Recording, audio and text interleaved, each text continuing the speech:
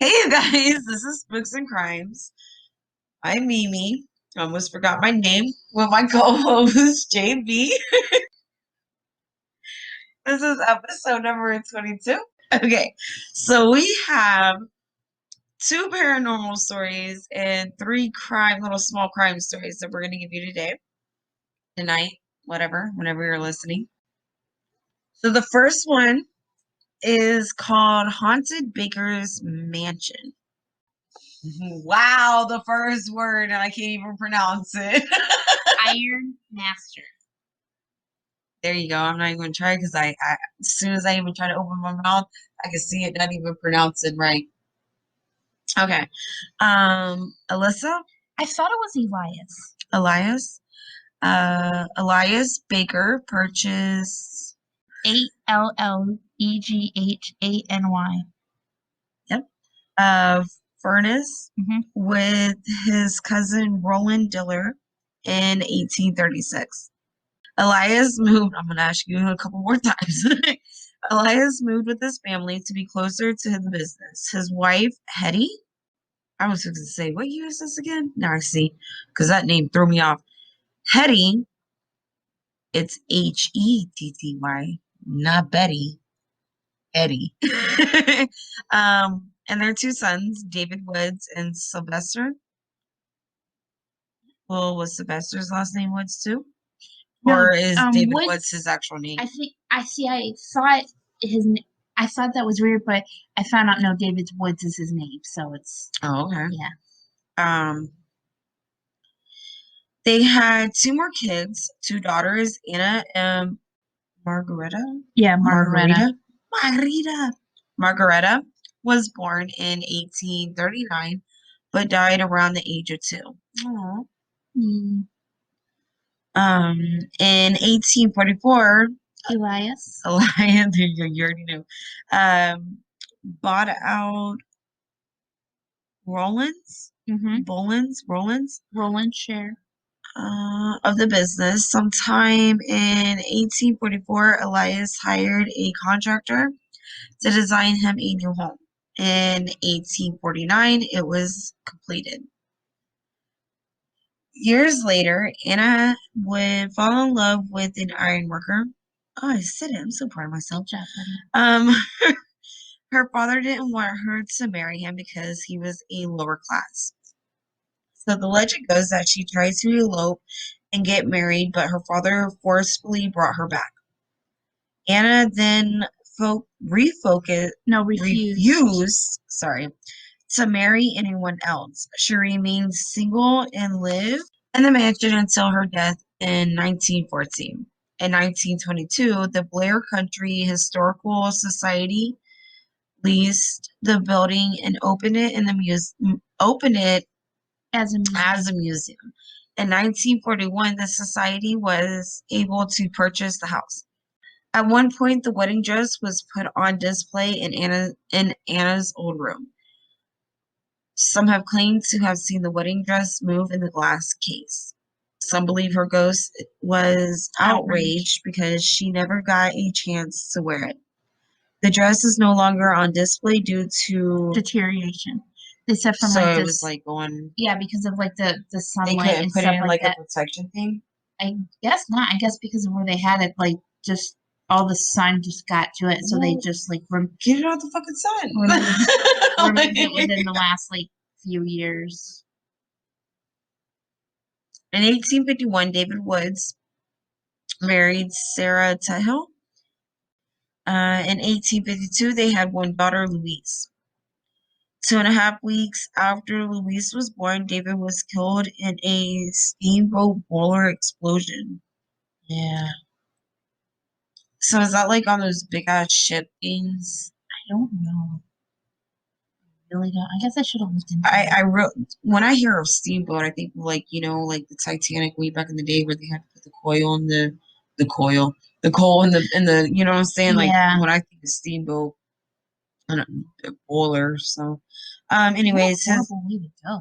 I know, that's right. Hopefully it was like a big boom and it happened fast and it went like a minor boom and he like suffered. Yeah. Because his death occurred in the winter, oh my God,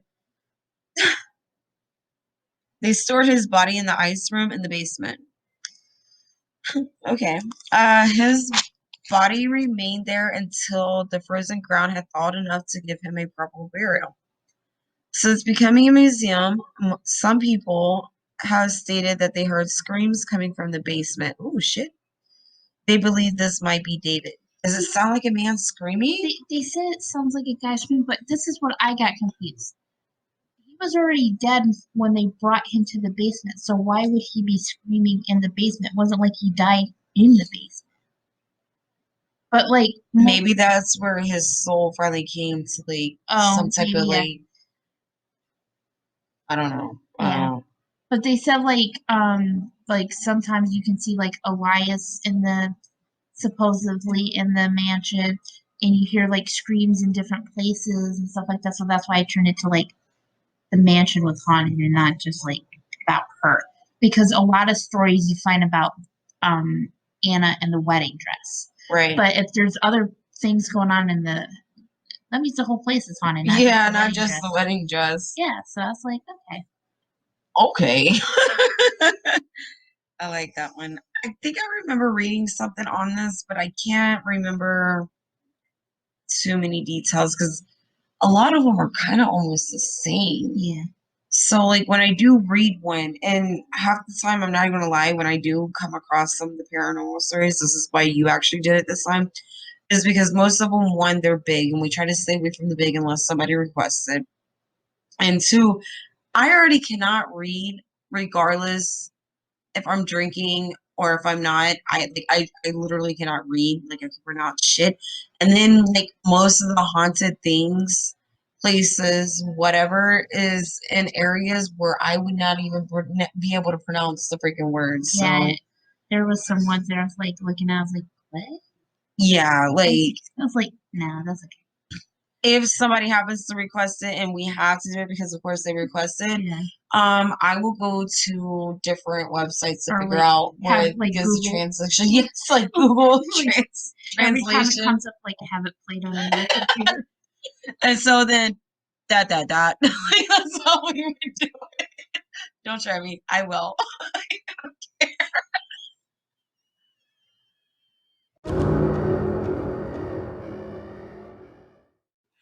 This is our second story. This is our second paranormal, and I cannot read this. All I see is green. We got green lights up in this bitch. Sorry. Okay, so this one is called the Iceman Curse. I almost wanted to say cruise, but I corrected myself. Proud of myself. Okay, so a curse has surrounded a naturally preserved mummy Iceman. People named Otis. Didn't we just have this conversation before we just literally started recording this? What I was gonna say? Yeah. Otis was never one of them. Otis wasn't one? Oh,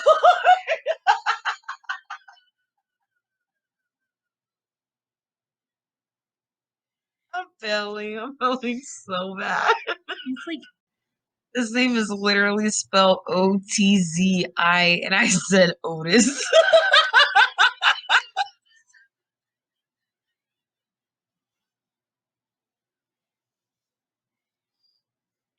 it is what it is. Some believe he died in a battle or was a ritual sacrifice.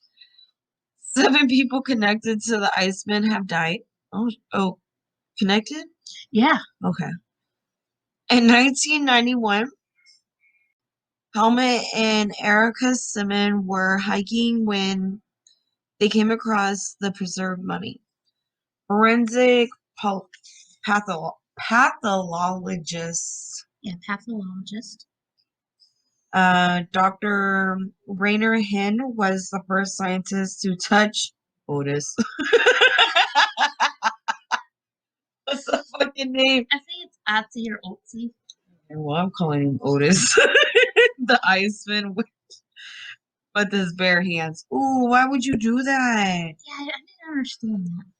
He transferred the mummy to a body bag, and in 1992, Dr. Hen died in a head-on collision. He was on his way to a conference about findings, his findings in the Iceman. Yeah, he found like something that he ate. So he was heading to a conference to talk about like what he found, and then he died in a head-on collision. Dr. Hen found something that the mummy ate. Well, before he died, like he was so well preserved, they were able to find something like what was his last meal, basically. Ew. He's a mummy. How do you preserve a mummy so well that you still have the food in their body? It's because of how he froze. It was how he froze and stuff like that. Ugh. That's disgusting. I couldn't do it. Mountaineer Kurt Fritz, who helped Dr. Hen reach the Iceman, was oh my god. Was killed by a large rock that fell on his head during an avalanche. He said like he was in a group and he was the only one who died. Oh boy. Kurt was one of the first people to gaze upon his face. The Iceman. Oh. So he like looked at him. He's like one of the first people. I don't know why that was important, but it was. Fuck with the Iceman. Australian journalist. Austrian. Oh, maybe that is. I don't know. Why do I? No, you do have Austrian. I don't know. Yeah, but he's a journalist. I'd rather somebody come and say, like, listen, you said this wrong. This is what it really means, than like me live the rest of my life feeling stupid. Or I'm sorry, in my life I'm thinking I'm doing something right, talking some shit that I really don't even fucking know. Anyway, so Rainer Hells. I thought it was Holtz. Holtz. Holz. Is it a girl or a guy? I believe it was a guy. Okay. We'll say they. They filmed a documentary of the extraction. A few months later, after filming, he died from a brain tumor. Mr. Simmons was walking and apparently fell 300 feet to his death. Ooh, I just ran out of breath just now. I'm sorry. They found his body 8 days later. Well, who are these people? Are all these people that found his body at the same time? He was the one. That's Helmet with Erica.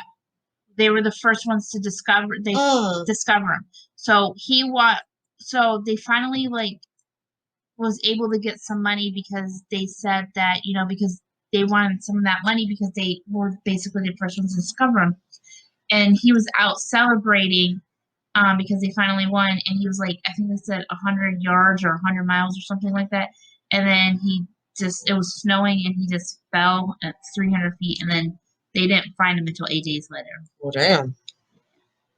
Conrad Spindler, who was the leading expert on the Iceman, died from multiple psoriasis. Conrad spoke about the curse one time saying, I think it's a load of rubbish. It's all media hype. The next thing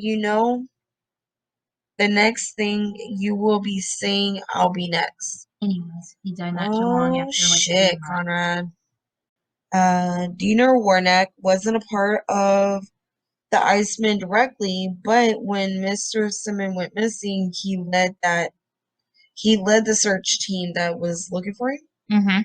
After Mr. Simmons' funeral, died of a heart attack at the age of 45. Because I was going to die of a heart attack.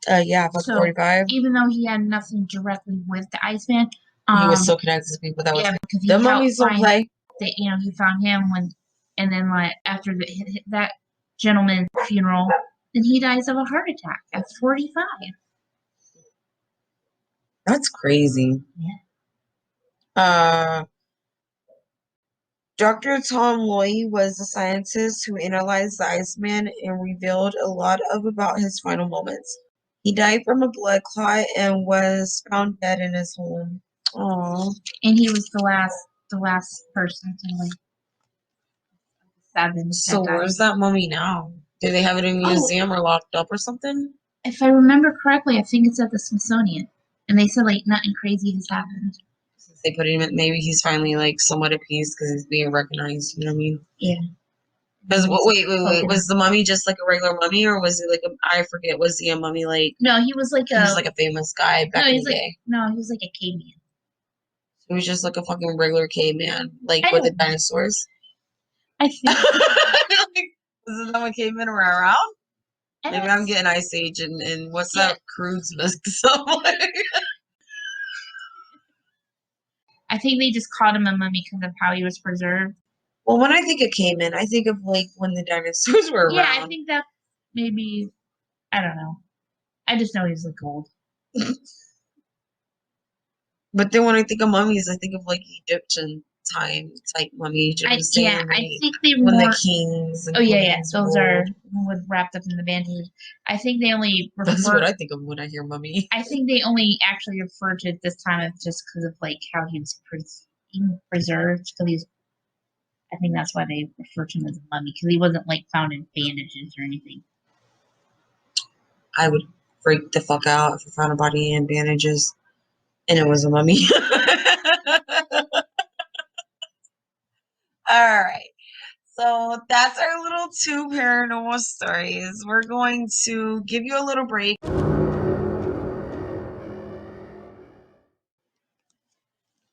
All right. So now we're going to do our little true crime stories. And this one takes place in Illinois.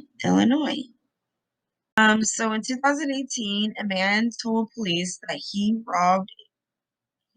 was robbed by a teen. I was going to say, wait a minute, this is the first sentence, and what did he do? Call the fucking cops and say, hey, I robbed a teen. I just robbed this kid. Come and find me.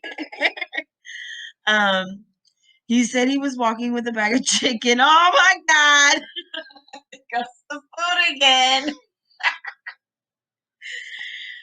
He said he was walking with a bag of chicken when a teenager approached him, and then the teenager allegedly had a handgun and demanded money. So we're going to stop right here. Do you remember that time that it was like literally my last year of being a kid and going into like teenage years where I could go trick-or-treating? And we literally just walked out of the house and the one kid literally come running up there and snatch the bag. And he took it and it was empty as hell. And his friend was walking up behind him and he's like, he's going to bring it back. I'm sorry. And I'm like, it was empty anyways. So you literally just snatched my fucking trick-or-treating bag of candy and you got nothing. Like, and then I felt so good though, because afterwards when we went to the very first house, the lady's like, "What was your bag?" And I was like, "Well, somebody snatched it." She's like, "Oh, hold on," and then she brought me a little bag out with candy. Yeah, that's what it reminded me of. I'm sorry, I know candy and chicken's 2 different things, but that's what it reminded me of. When the teen realized that the guy didn't have any money, the teen took the bag of chicken and took off. Oh my God, is that me? Give me all your money. I ain't got no money. What you got in that bag, chicken? Give me that chicken. Yeah, I love one little story where they stole the food. He was like, I'm getting something out of this robbery. I know that's right. Listen, if you ain't gonna give me money to feed me, you gonna give me the food to feed me. I mean, I hope that's why he was robbing. I mean, I don't condone robbing, period, but I'm just saying. Anyway, so we're gonna go to the next story. This one is in Kentucky. 2018, Mason Tackett received a phone call about someone stealing from his house. When he arrived, he saw his cousin Philip Matthew Higgins taking stuff. Philip then pointed a gun at Mason. Mason said Philip took a cheese grater, an empty bottle of Lysol, and soap.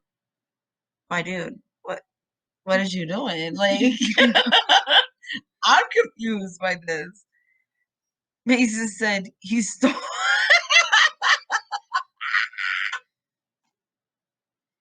his That would reaction. be you. I know, I love his reaction. He stole my soap. Who steals soap? I know, that would be right. Like, who steals soap? Who steals my soap? That was like $3 on that fucking Dawn dish soap, man. He just fucking stole it. I don't know, because the bigger bottle you go with, the more it is. Yeah, so like, that's the good stuff. bring me my motherfucking soap back. Philip was arrested and charged with receiving stolen property and possession of a weapon under disability. Oh, so he wasn't. Was he disabled and he was supposed to have a gun? I didn't understand that. Never heard of that rule before. But this is different from where we're from. Yeah, so the rules could be, or the laws could be different. But I never heard of that before. Yeah, I didn't. That one through me. The cops thought this crime happened as a result of the rise in meth use. Born and raised in Florida, listen, I'm not even gonna knock that because I've seen some motherfucking crackheads do some shit that's just like you question, like why? I was confused by the cheese grater too. Like, I don't do meth. He needed to grate his cheese for his salad. Or his pizza, whatever he was cooking, saying, like, where they needed shredded cheese. Like, and then like he stole like an empty bottle of Lysol. Like, it's like he was just stealing anything. Like, yeah, sure, people like Lysol bottles. Things legit. Well, if he's under the influence, maybe he didn't realize it was actually empty. He's just like, this is right. I need this. For what? I don't know. I just need it. Okay, so our last one, Florida, of course. So in January 2019, a 40-year-old 40-year-old Wesley Dasher Scott was arrested for an outstanding warrant from a September 2018 drug arrest. Wait, he had a warrant, but they didn't catch him until they caught him just a few months later. Deputies asked if Wesley had anything on him, and if he did, what happened if he brought contraband into the jail. After being arrested, they performed a strip search. Wesley removed, oh my God, I don't even know if I'm going to keep on with this sentence. Removed 3 syringes from his butt. Yep. And gave them to the cops, but said, "Are you fucking kidding me, bro? Well, I just found these 3 needles and I just decided to shove them up my ass." What? He said he found the needles. That's right. This is fucking Florida. Like, this is Florida. This is Florida for real. What part of Florida? I didn't even know this because, like, I got certain parts like popping up in my head. Oh, oh my God. Okay. Let me backtrack for a second just in case nobody else is following. Mr. Wesley Dasher Scott decided that apparently he was going to find 3.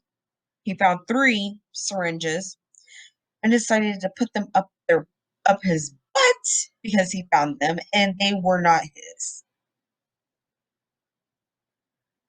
I'm ashamed of our first days sometimes for this stupid shit.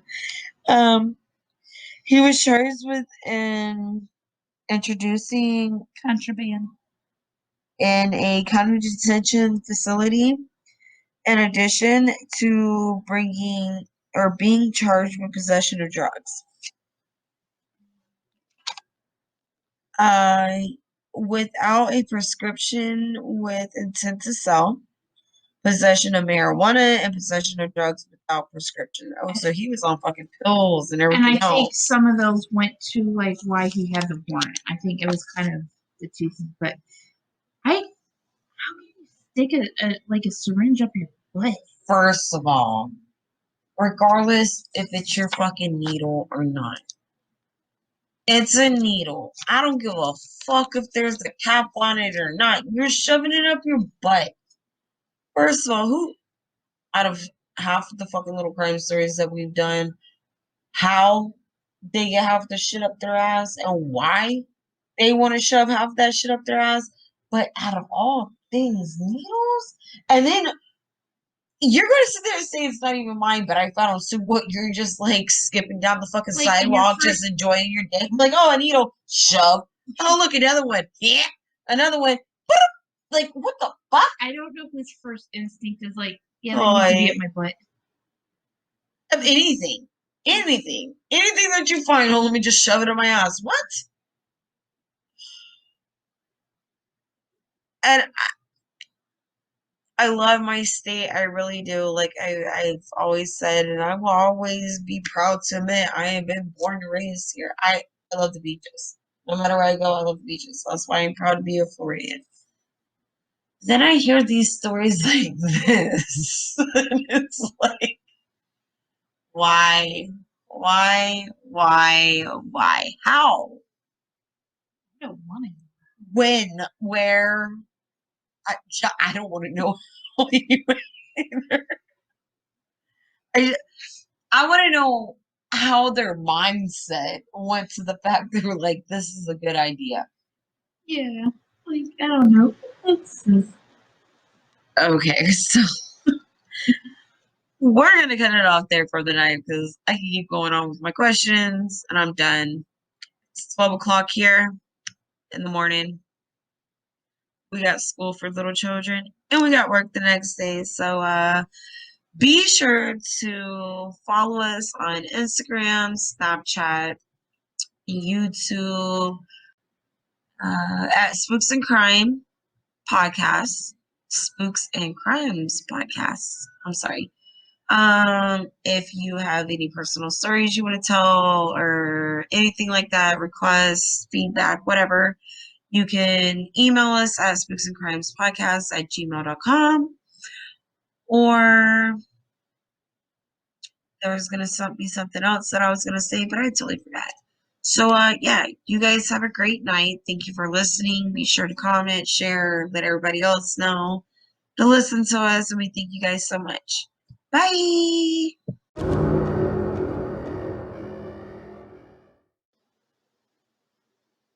Hey guys, have you heard about Anchor?